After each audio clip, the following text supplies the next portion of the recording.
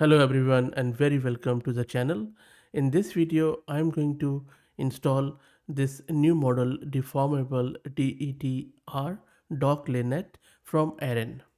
This model at very high level enables you to decipher or deduce or extract information from documents like PDF or various other formats, especially the images. The way this works is quite interesting. This model is an encoder-decoder transformer with a convolutional backbone.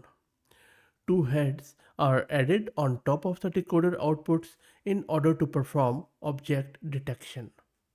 And let me show you its architecture. And this is the architectural flow where we have image encoder and then decoder.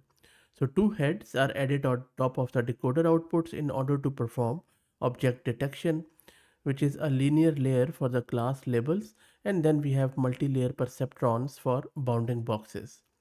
This model uses so-called object queries to detect objects in an image. Each object query looks for a particular object in the image, and for Coco the number of object queries is set to 100. Now this model is trained using a bipartite matching loss in which one compares the predicted classes plus bounding boxes of each of the n100 object queries to the ground truth. I'm not going to go into the more detail because I'm looking to get it installed locally and then we will see how it works. If you go back to the model card, you can even play with its inference API. So if you go down here, you see these are few of the examples where we have given us this document, and then with the help of this model it has detected all of these objects around picture, item, text, section, header and all that stuff. So you can also play around with the API if you like, but for the purpose of this video let's try to get this installed locally, and then we will use the similar example which they have shown here to see how it works on an image. Before I show you the installation, let me give a huge shout out to Master Compute who are sponsoring the VM and GPU for this video. If you're looking to rent a GPU on affordable prices, I will drop the link to their website in video's description. Plus, I'm also going to give you a coupon code of 50% discount on range of GPUs. This is my terminal where I'm running Ubuntu 22.04, and this is my GPU card NVIDIA RTX A6000 with 48 GB of VRAM. Let me clear the screen and let's launch our Conda environment. It is going to take a few seconds to get launched. Our virtual environment is now activated. Let's install some of the prerequisites which include torch, pillow, transformers. Let's wait for it to get installed. And that is all done. And now let's launch our Jupyter notebook. This is where I'm going to install it, and it is going to launch it in the browser. And the Jupyter notebook is launched. Let's import some of the libraries which we have installed. That is done. And now let's specify the image which we want to use.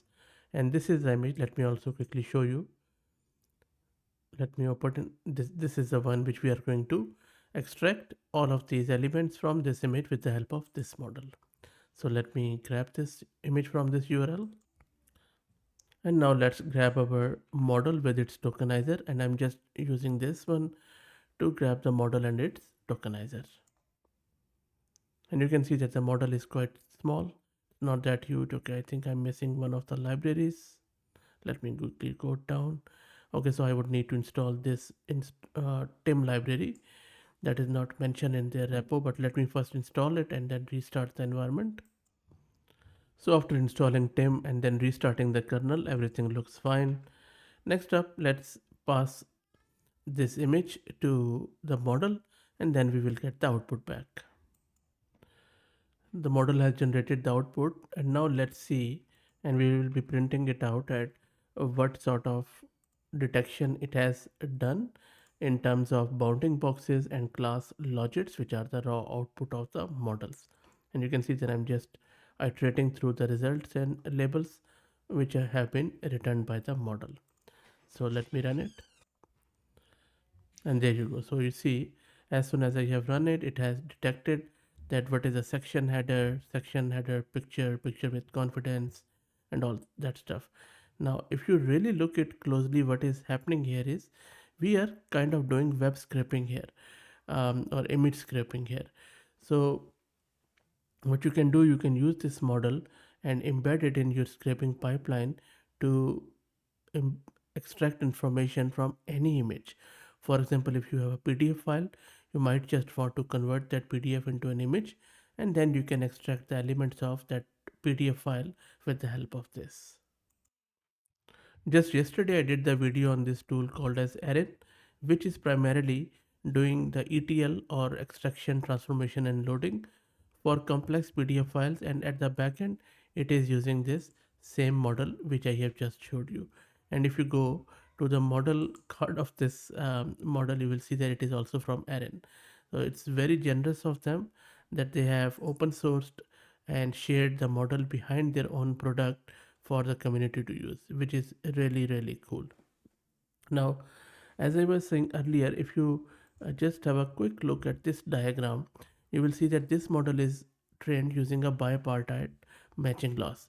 In this one compares the predicted classes plus bounding boxes of each of the n100 objects queries to the ground truth annotations, and then it is padded up to the same length n.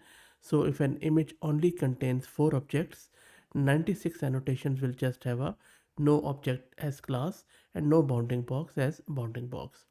It is also using the Hungarian matching algorithm that is used to create an optimal one-to-one mapping between each of the n queries and each of the n annotations.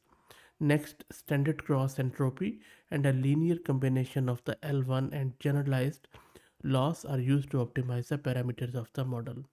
And they have shared a lot of other good information which you can check out. For example, this model was trained on DocLayNet, and the DocLayNet was introduced in a very finely written paper, which you can also access from their model code. So all in all, real good stuff. Especially, I believe that if you are into the web scraping or image scraping, then this model could help you a lot. Or if you are just looking to partition some images into different bounding boxes, or if you just want to do some image manipulation with it, extraction, that sort of stuff, I believe this model is a very, very good choice. And if you're looking to build your own web scraping tool locally, then you know how to install this model now and then embed it in your own application. So hopefully it was useful. Let me know what do you think. If you like the content, then please consider subscribing to the channel. And if you are already subscribed, then please do me a personal favor and share the video and the channel on your social media, in your email, with your contacts and links, as that helps a lot. Thank you for watching.